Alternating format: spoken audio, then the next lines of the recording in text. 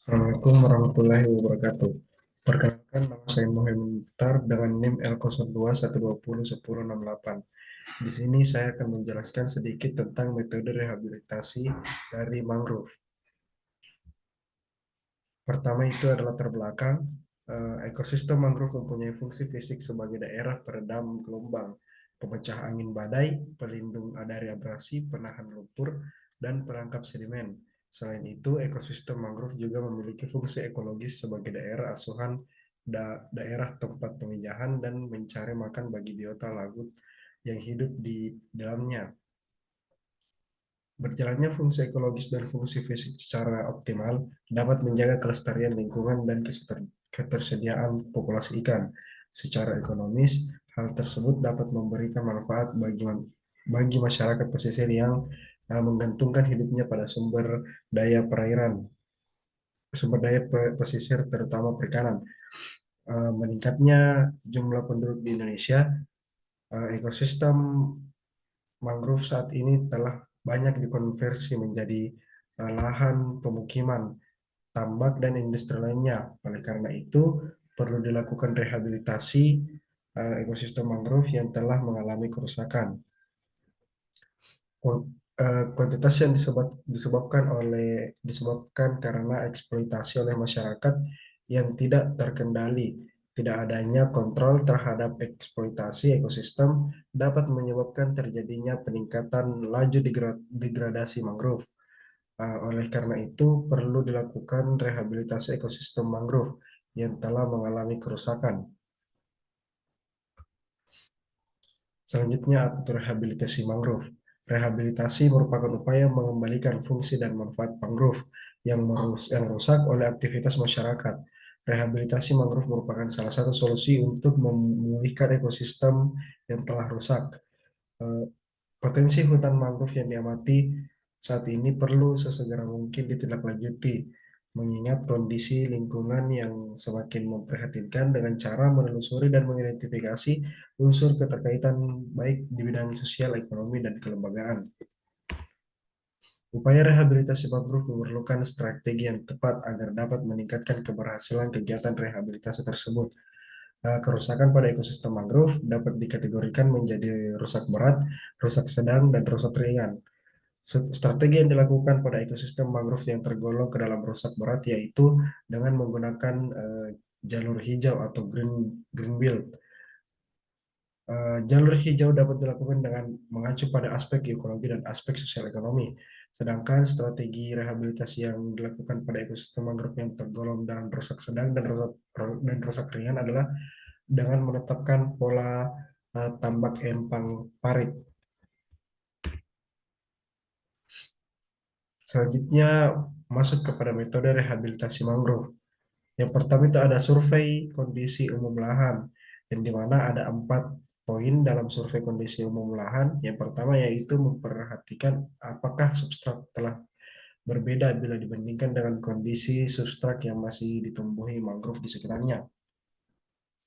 Yang kedua, perhatikan apakah ada bagian tanah yang terangkat atau tenggelam bila dibandingkan dengan tinggi tanah di sekitarnya. Yang ketiga, perhatikan apakah sistem pengairan atau hidrologi telah berubah pada lahan seperti terbentuknya aliran-aliran air baru, peredaman air laut atau tawar, atau sebagian lahan ada yang kering dan sudah ditumbuhi semak-semak tumbuhan darat. Yang keempat, yaitu perhatikan struktur komunitas mangrove yang ada, terutama komposisi jenis sekitar lahan yang akan ditanami. Selanjutnya B, penanaman secara artificial atau artificial plantation. Terdapat 4 poin, yaitu yang pertama adalah penyediaan bibit. Bibit yang dikumpulkan langsung dari hutan mangrove berupa anakan yang sudah berkecambah dan masih bergantung di pohon induk, terutama untuk 3 jenis, yaitu Bruguiera spp, Seriops sp, dan Rhizopora sp. Bibit yang berupa anakan yang telah jatuh dan menumpuk di bawah pohon induk, baik yang telah berakar belum atau yang telah berdaun sebanyak 2 sampai 6 lembar.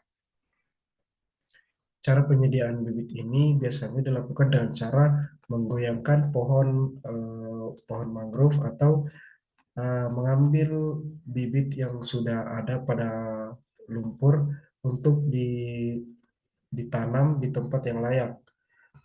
Yang kedua yaitu persemaian. Media persemaian dapat berupa kantong plastik bila tersedia atau menggunakan kulit batang pisang atau ditanam langsung di bedeng-bedeng yang telah disiapkan. Tanah sebaiknya berasal dari lokasi tempat pengumpulan bibit atau anakan. Penambahan pupuk kandang dapat mempercepat pertumbuhan bibit. Yang ketiga ada penanaman. Anakan yang akan ditanam atau dipindahkan ke lahan rehabilitasi tidak terlalu kecil, terutama untuk anakan yang berasal dari benih atau bibit yang berukuran kecil atau berbentuk biji. Agar tidak terbawa arus, anakan harus ditanam cukup kuat. Meskipun penanaman pada musim panas adalah yang ideal, tetapi bibit mangrove dapat pula ditanam sepanjang tahun dengan hasil yang memuaskan. Yang keempat yaitu perawatan lahan. Gangguan pada lahan yang telah ditanami kembali harus dibuat minimal. Sebaiknya sebuah papan pemberitahuan dipasang di lokasi penanaman agar orang tidak merusak atau tidak mengganggu lokasi rehabilitasi tersebut. Begitu pula dengan batang-batang kayu hasil penebangan harus disingkirkan atau diikat pada akar pohon mangrove agar tidak bergerak atau menyapu anakan saat lahan terendam air. Selanjutnya, perbaikan hidrologi. Ekosistem mangrove memiliki kemampuan untuk eh,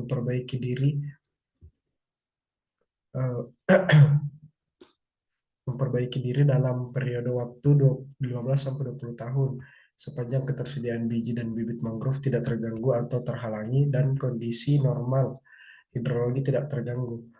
Oleh karena itu, habitat mangrove dapat diperbaiki tanpa penanaman. Maka rencana restorasi harus terlebih dahulu melihat potensi aliran air laut yang terhalangi atau tekanan-tekanan lingkungan lainnya yang mungkin menghambat perkembangan mangrove.